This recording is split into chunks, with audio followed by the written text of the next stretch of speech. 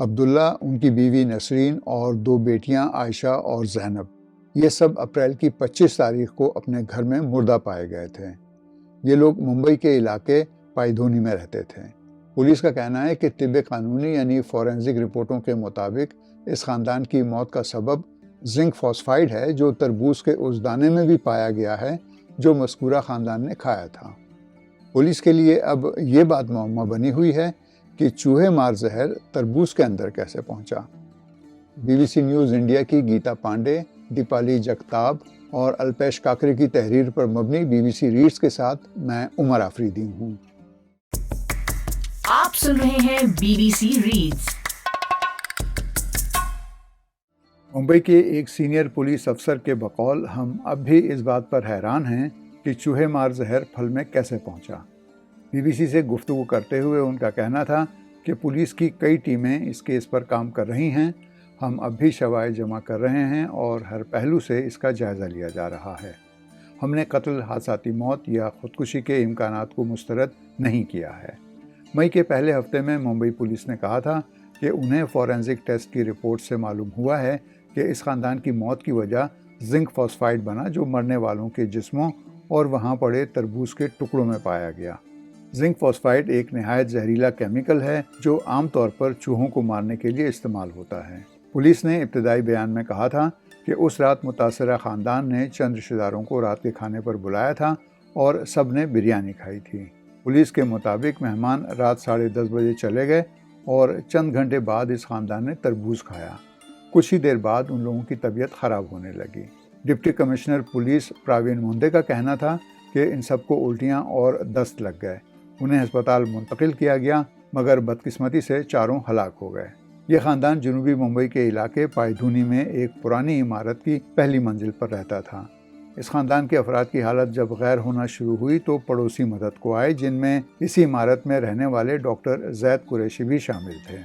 Doctor Qureshi نے BBC کو بتایا کہ میں نے دیکھا کہ سب سے کم عمر بچی کو سانس لینے میں دشواری ہو رہی تھی۔ میں نے سانس اور دل کی دھڑکن بحال کرنے کے لیے CPR دیا، لیکن حالت بہتر نہ ہونے پر اسے قریبی ہسپتال لے جایا گیا جہاں وہ چل بسی۔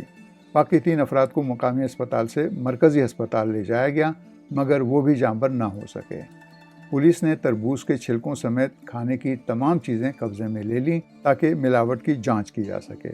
چونکہ ان لوگوں نے طبیعت بگڑنے سے پہلے تربوز کھایا تھا، اس لیے پولیس کا دھیان اس پھل کی طرف گیا۔ ممبئی کی فورینزک سائنس لیبارٹری FSL کی رپورٹ آنے کے بعد توجہ تربوز سے ہٹ کر زنک فاسفائڈ پر مرکوز ہو گئی۔ SFL کے ڈائریکٹر ڈاکٹر وجے ٹھاکرے نے BBC کو بتایا کہ یہ کیمیکل مرنے والے افراد کے اندرونی نمونوں، خاص طور پر جگر، گردوں اور تلی میں پایا گیا۔ اس کے علاوہ معدے کے اعضاء، صفرا اور پیٹ کی چربی کے نمونوں میں بھی یہ کیمیکل پایا گیا اور یہی زہر تربوز کے نمونے میں بھی ملا۔ اس کیس کے تفتیشی افسر کے مطابق تجزیے کے لیے بھیجے گئے خوراک کے دوسرے نمونوں میں زنک فاسفائڈ نہیں پایا گیا۔ ممبئی کے ڈاکٹر بھوشن روکڑے کہتے ہیں کہ چوہوں کو مارنے کے لیے جو زہریلے مادے تیار کیے جاتے ہیں ان میں زنک فاسفائڈ شامل ہوتا ہے، کیونکہ یہ ایک انتہائی زہریلا کیمیائی مرکب ہے۔ ان کے مطابق یہ کیمیکل جسم میں داخل ہونے یا نمی کی موجودگی میں فاسفائن گیس بناتا ہے۔ یہ گیس جسم کے خلیوں میں آکسیجن کے جذب ہونے میں رکاوٹ بنتی ہے، جس سے اعضاء بری طرح متاثر ہوتے ہیں۔ ڈاکٹر روکڑے نے بتایا کہ اس زہر کی علامات میں الٹیاں، دست، سینے میں جکڑن، سانس لینے میں دشواری اور جسم کا بے سود ہو جانا شامل ہے، اور یہ بہت کم مقدار میں بھی جان لیوا ہو سکتا ہے۔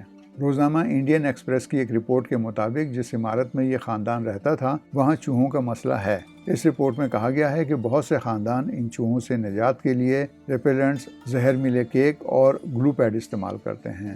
انڈیا میں ان بات کو مسلسل میڈیا کوریج ملی اور بعض ذرائع نے تو یہ تک کہنا شروع کر دیا کہ موسم گرما کے پھلوں میں سب سے مقبول پھل تربوز سوچ سمجھ کر کھائیں۔ اس خبر کے بعد ممبئی کی پھل منڈی میں تربوز کی قیمتیں گر گئیں۔ زنک فاسفائڈ ایک غیر نامیاتی مرکب یعنی نان آرگینک کمپاؤنڈ ہے، اور جیسا کہ نام سے ظاہر ہے یہ زنک اور فاسفورس کا مرکب ہے۔ یہ گہرے سرمئی اور سیاہ پاؤڈر یا دانے دار شکل میں استعمال ہوتا ہے۔ ماہرین کے مطابق زنک فاسفائڈ اگر پیٹ میں داخل ہو جائے تو سب سے پہلے معدے کے تیزاب کے ساتھ رد عمل کے نتیجے میں فاسفین نامی انتہائی زہریلی گیس پیدا کرتا ہے۔ یہ گیس جسم کے خلیوں کو توانائی پیدا کرنے سے روکتی ہے اور دل، پھیپھڑوں اور جگر کو بری طرح متاثر کرتی ہے۔ اسی لیے زنک فاسفائڈ کا حادثاتی طور پر بھی جسم میں داخل ہونا مہلک ہو سکتا ہے۔ کئی ملکوں میں اس کیمیکل کے استعمال سے متعلق سخت ضابطے بنائے گئے ہیں اور صرف لائسنس یافتہ افراد ہی اسے استعمال کرنے کے اہل ہیں۔ دنیا کے گرم خطوں میں تربوز کو شدید گرمی کے اثرات کا بہترین طور سمجھا جاتا ہے اور اسی سبب یہ انڈیا اور پاکستان جیسے ملکوں میں ایک مقبول پھل ہے۔ گزشتہ چند برسوں میں تربوز کے لال رنگ کو مزید گہرا کرنے کے لیے انجیکشن لگانے کی غیر مصدقہ خبریں بھی گردش کرتی رہی ہیں۔ رواں سال بھی سوشل میڈیا پر تربوز کے بے وقت کھانے اور بیمار پڑنے کی بحث عام ہے۔ بہت سے لوگ اس خدشے کا اظہار کر رہے ہیں کہ موسم گرما میں فوڈ پوائزننگ، ہیضے اور دوسری بیماریوں کی وجہ بھی ایسے تربوز ہیں جن کو سرخ اور میٹھا بنانے کے لیے انجیکشن لگائے گئے ہوں۔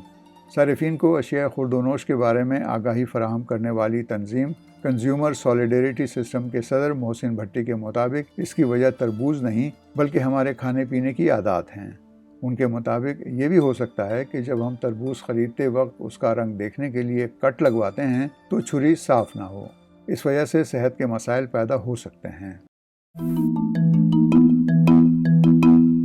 BBC Reads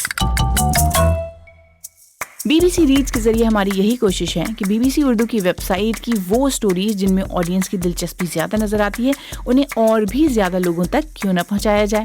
تو ہم پڑھیں اور آپ سنیے اور اپنے دوستوں اور ساتھیوں کو بھی سنائیے۔